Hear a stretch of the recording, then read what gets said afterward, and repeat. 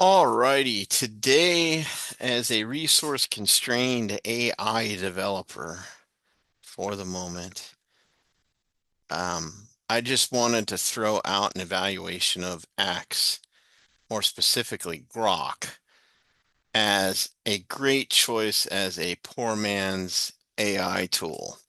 Why is this?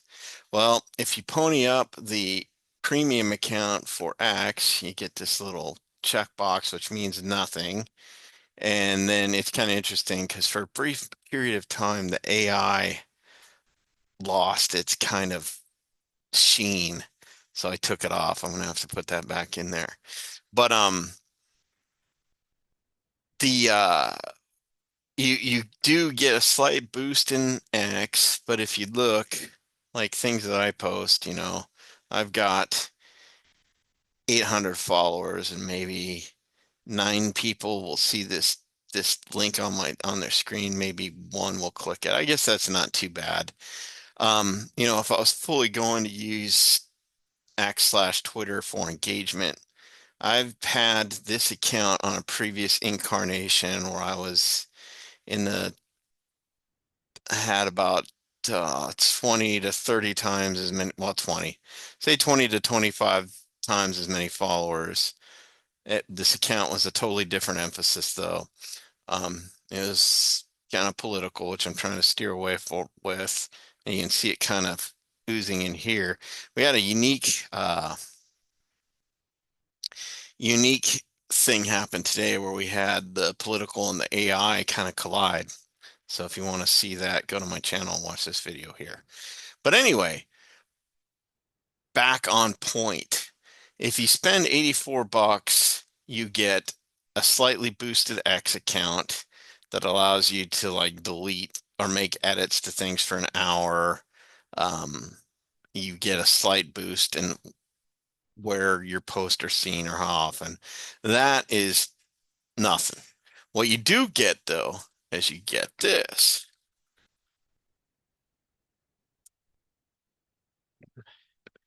You get Grok.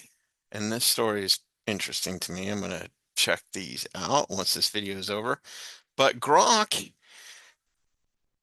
is number four. I would say right now it's Google, Anthropic, OpenAI, and Grok. But Grok being in fourth place for model intelligence, I think Grok 4.2 just came out. Yeah. And it's using a series of agents. If you paid for the Super Grok and you get heavy, I think your team of agents is 16, where this is 4. That's one way models are going to be pushed. But one of the interesting things about Grok is even though it's in fourth place, comparatively, the latest version of Grok 4.2, I haven't looked at the stats because they're all BS anyway, the leaderboards and all that. They're good for like spitballing things. Like if this model has a leap of 10%, that means, okay, it got a little better, and a little better can mean a lot when you're talking about LLMs. A little better means it can do something now that maybe it couldn't have done previously. But anyway, you get Grok. And what are the advantages of Grok? Grok can search X in real time. So if you're into things like open source intelligence and keeping up with AI trends, both things that I use Grok for, you can, I could probably do it here, but let's switch back to Twitter. I can go to one of my lists here. Um, uh, Ignore all this stuff. And I can let's go OSNT. Uh, Social government employees are for U.S. mission in Israel, citing security risk. Yeah, I figure it's pretty much game on for the Iran air war to start. But anyway, I could say, I think this is how you do it. Grok, is this true? And it did nothing. Anyway, it does have the little button up here. I think that's how I'm supposed to do it. Okay. And then I get this little sidebar over here and it talks about it. I've seen this though. So I know this can be done. I'm just screwing it up somehow. But anyway, you click the little button up here. I keep doing that. And it'll give you this sidebar here, and then you can kind of Q&A it and stuff. So it's very useful. You're piped in. Probably Twitter slash X's heyday is behind us, but it's still, I think, the premier network for a lot of the AI bros and a lot of open source intelligence, a lot of news. Some of them have migrated to other platforms, but um, it's still the best. Is it epically the best that it was a while ago? Um, no. And interesting, Anthropic was one of their stances was actually no, that's not true. Never mind. Their stances are against autonomous vehicles and AI being used for heavy surveillance, both of which I'm on board with. But I did a video on that if you want to check it out. Check my channel.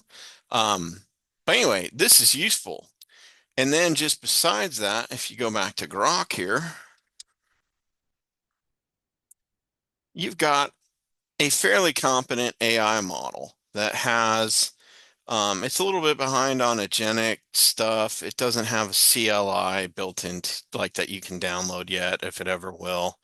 I think the emphasis of Grok is a little different, but again, compared to like say ChatGPT 3.5 or something like this, Grok is better than that. It's getting better. Musk is investing billions into AI infrastructure, so it's probably only going to get better.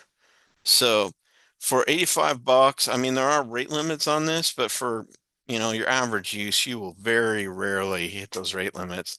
And when you do, I usually leave it on auto. I'll just pick out, you know, the model that I'm not rate limited on. You can also use Grok as an API, but that's API limit, so I won't go into that. Um, but here's another thing too, and it supports deep search. That's pretty good. You can pick personas and craft it. One of the things about Grok that I'm not going to list as a good or bad is it's much less constrained in answering you than other models. And that can be a pro or a con. I think it's mostly a pro, but I do worry about like my son getting here on Grok and going crazy. Um, but anyway, just pointing that out. One of the best things you get with Grok, and this is why I love Grok, is you get Grok Imagine. And it is not the best AI. It is not Sundance, but as far as its understanding of motion, like I think Sundance might be a little better. The demos, I haven't used Sundance, but the demos I've seen of it. But I mean, look at, you know, one of the things that it did that just blew me away is I would put like horses in. Here's the stuff that I'm doing, like album covers, like I used to use or ideogram for. Um, I would what would I do? Um, I'm just looking at all my stuff here. Um, but yeah, I'd put in horses, and the horses weren't real horses. They were like drawings. And it could handle the motion. Like here, this drawing of the samurai, it's handling this motion down here pretty well. Handling these fake frogs pretty well. Handling this like cartoon up here pretty well. Um, and it does a good job. And that's just for the amount of money you're paying.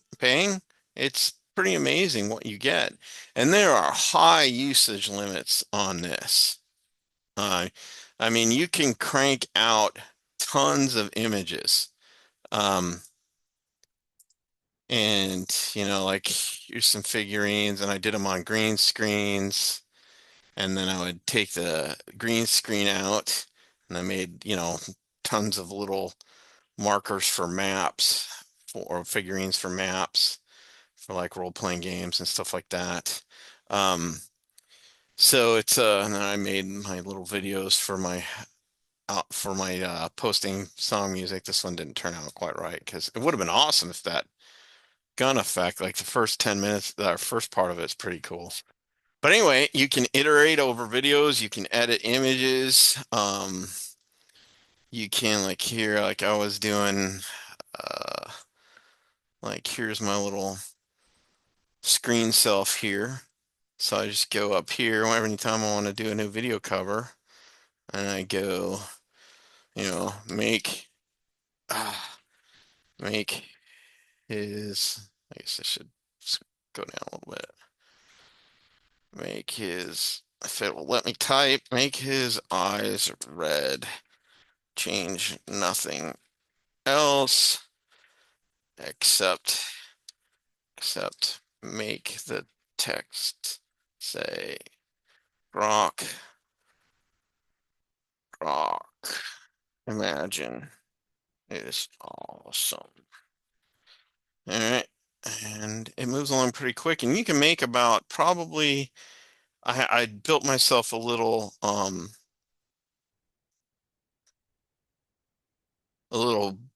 extension on Chrome here. So you can usually generate about 400. See, look at that. That's pretty cool. Then you just say make a video. All right, let's make a video. And you can it's got a bunch of custom settings. One of them spicy if you're into that. And then you can make them fun. You can put in custom instructions, or you can just click the button and let it ride, like I just did. And it just does a good job. Like while it's doing this, just to kind of show you, here's just a pic of some surveillance footage that I was using for something. So let's just go ahead and make a video out of this. So we'll make video. That was down at the bottom here. You got a couple options, 10 seconds or 6 seconds. You're limited to 480p right now. You got some aspect ratio stuff. And then with the Grok Imagine API, you can do all sorts of crazy stuff with it. That's actually in my to-do list, even though it's not covered by the subscription. But yeah. And so, this is just a picture I found on the internet. I'm probably breaking copy. Well, I could be. And I'm just gonna make a quick video of it just to demo it. All right, let's do it. And I could custom prompt it. Um, let's go back and see what our, you know, and it's got a sound and you can iterate over it. So like this one, I might say, I don't like the fact that my eyes turn to more human. I want to keep them mysterious, so I reprompted or whatever.